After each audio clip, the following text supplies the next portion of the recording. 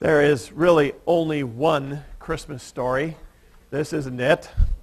I like this one. Actually, I think it's a number of stories from what Beth tells me. I didn't read the book. She did.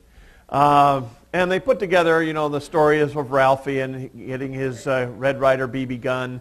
And I love the cowboy outfit. This is just amazing. It goes so well with the glasses. One of the great Christmas stories, and we've heard lots of Christmas stories. You can read about the Grinch, you can read about the Scrooge, you can read about Rudolph, you can sing about Frosty, and there are a lot of Christmas stories. But the only Christmas stories that matter are Christ's birth and your birth and rebirth. Those are the ones that matter.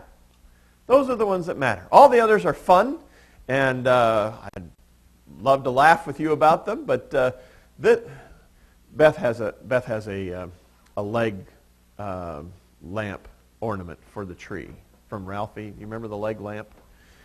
Ironically enough, this is her second one because she broke the first one. And it could not be glued together. I don't know what they use in the plastic on those things, but yes, it broke.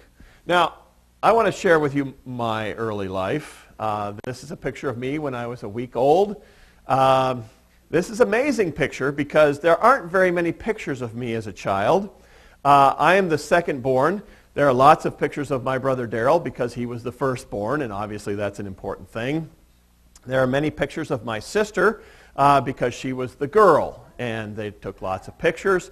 And there are many pictures of my younger brother Murray because he's the baby, and you got to take pictures of the baby. But the second born, we gripe about it a lot, but that's the way it is with second-born children. Just not a lot of pictures of us. Right, Isaac? Yeah. In case you think I'm fibbing, Sydney's going. In case you think I'm, Brady, no pictures, right? Brad? Yeah.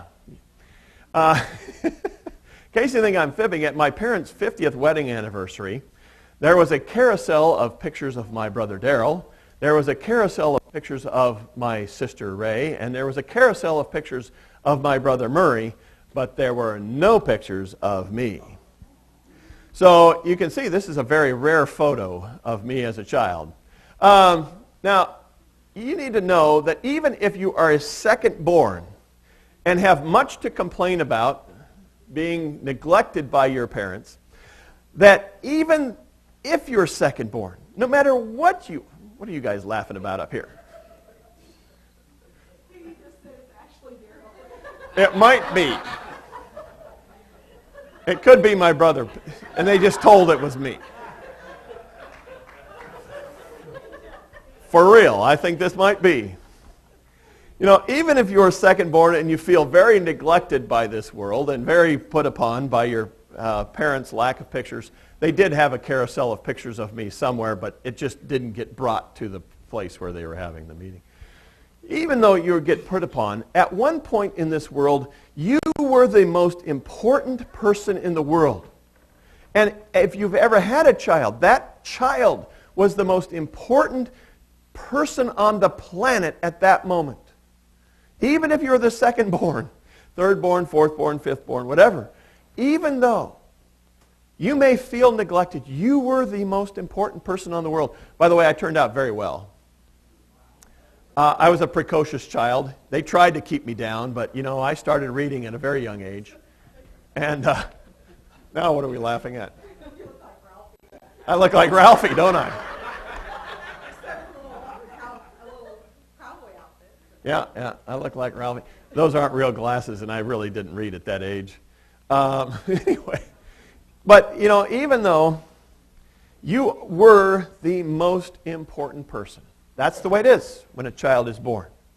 They become the center of the universe for a short period of time. At that moment in life, you were the most important person in the world to many people. Your parents, your grandparents, to your siblings, to those who loved your folks and who loved you. You were the most important person on the planet to those people.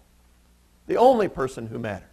They celebrated and rejoiced that you had come into the world. A baby's birth is God's commitment to keeping the human race going. And we need to understand that. God is committed, and He celebrates that with us.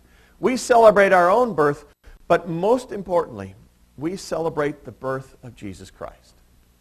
Because of Him, we can be reborn, and we can have eternal life, and we can go to heaven because of who He is and what He has done in this world. We know the details of this story by heart. Donna rehearsed them with the children this morning.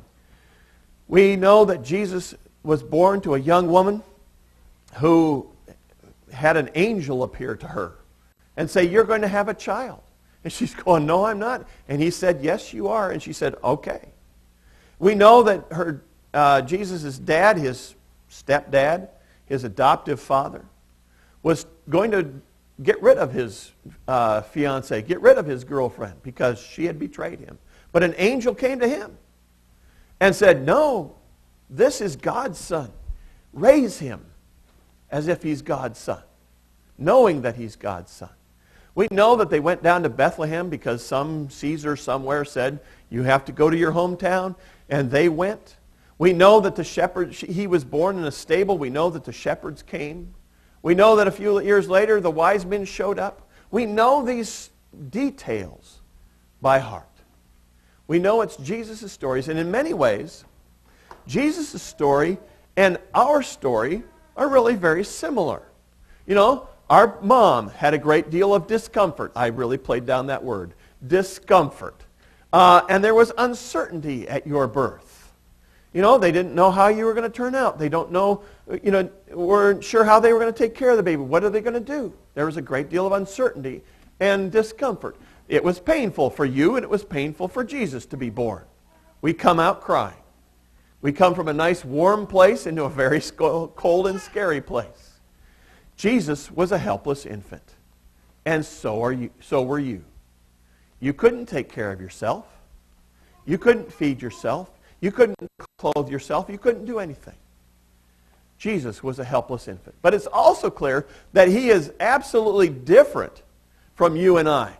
This is a Christmas carol that we don't very often sing, but it says, "Gentle Mary laid her child lowly in a manger. There He lay, the undefiled, to the world a stranger. Angels sang about His birth. Wise men sought and found Him." These are details that did not happen in our birth, at least most of us.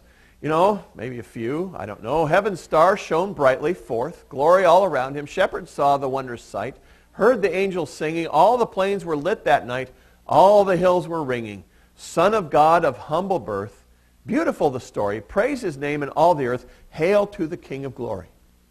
We have many things in common with this little baby that was born, but we have many dissimilarities. Jesus Christ is the Son of God, born of a virgin, celebrated around the world, and that makes Him different. Now, I don't know if you recognize this. This is Trafalgar Square in London. I've never been there. Some of you may have.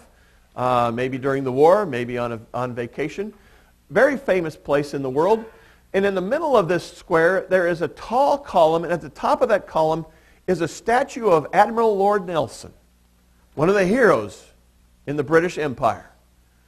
One who gave his life defending the empire, spreading the British way of life around the world. And they created this square, and they created this column and this statue to celebrate him. But the statue is so far up in the air that nobody can really see him. And so 40 years ago, they created an exact duplicate of the statue on top of that column and set it down on the ground so that people could see the details of that man's face, of that man's statue. They got to see Lord Nelson at eye level, up close and personal. God did the same thing with us. He sent Jesus Christ down here so that we might know what He looks like at eye level. We knew that Jesus Christ was God.